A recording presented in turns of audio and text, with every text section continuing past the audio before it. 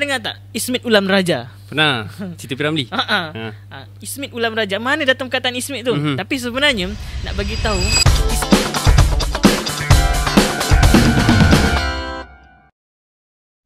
Ismit adalah celak Nabi yang Nabi pakai. I see.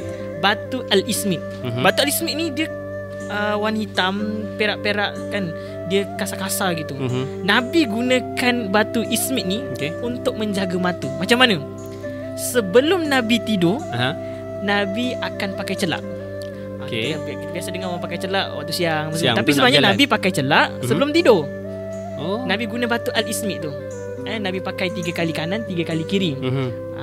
Dan batu Ismit ni Nabi kata dalam hadis Nabi ni, saya ringkaskan, gunakanlah celak daripada batu Ismit kerana ia mencerahkan penglihatan dan menumbuhkan bulu mata. Itu Nabi sendiri yang menjadi contoh untuk menjaga mata. Jadi dulu ada masalah gabun, Nabi penyelesaiannya ada, iaitu memakai batu Ismit menjaga mata. Faham. Dan specialnya dekat Galeri Aura Islam, dekat negeri Johor ni, antara tempat yang menyimpan barangan peninggalan Nabi, salah satunya adalah bekas celak yang pernah Nabi pakai. So memang ada pamer kan dekat sini? Ya, ada menyimpan. Galeri Aura Islam ni dia gedung penyimpanan satu-satunya benua Asia sejak penghujung 2019 lagi.